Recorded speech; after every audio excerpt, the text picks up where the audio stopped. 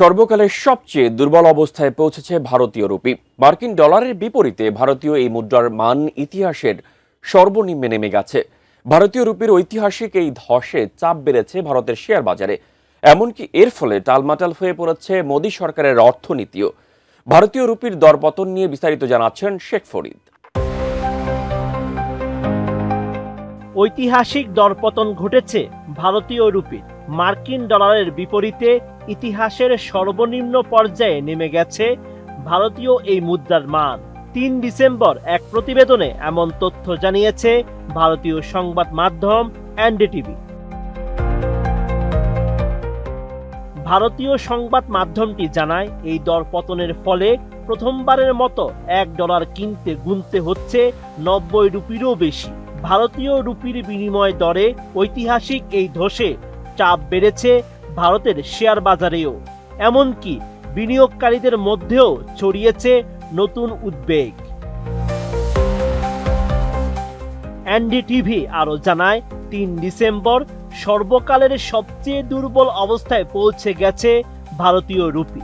ইতিহাসে প্রথমবারের মতো এই দিনই ডলারের বিপরীতে 90 পেরিয়ে গেছে মুদ্রাটি। বাজারের লেনদেনের এক পর্যায়ে ভারতীয় এই মুদ্রা ডলারের বিপরীতে নেমে যায় 90.13 রুপিতে, যা আগের দিনের সর্বকালের সর্বনিম্ন 89.94 রুপির রেকর্ডকেও ভেঙে দেয়। RICL TMX, যুগের পর যুগ স্থাপনা থাকে মজবুত। রুপির এই তীব্র পতনের প্রভাব পড়েছে ভারতের শেয়ার বাজারে। রুপির পতনে সতর্ক মনোভাবের কারণে নিফটি সূচক নেমে যায় 26,000-এর নিচে। সেন্সেক্সেও দিনের শুরুতে প্রায় 200 পয়েন্ট পড়ে যায়।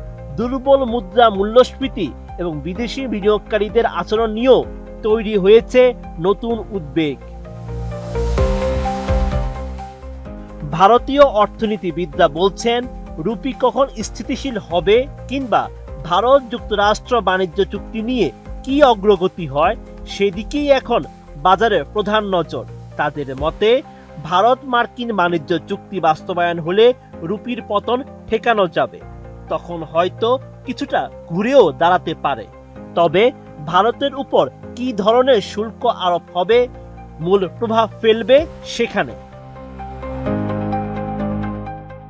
বিশ্লেষকরা বলছেন, রুপির ধারাবাহিক পতন এবং আরো অবমূল্যায়নের আশঙ্কাই এখন বাজারকে আরো নিচের দিকে ঠেলে দিচ্ছে। কারণ বিশেষ করে এখন কেন্দ্রীয় ব্যাংক RBI এই বিষয়ে কোনো হস্তক্ষেপ করছে না। আর এই উদ্বেগের কারণেই বিদেশি বিনিয়োগকারীরা শেয়ার বিক্রি করেই যাচ্ছে। Sheikh Farid, ATN news.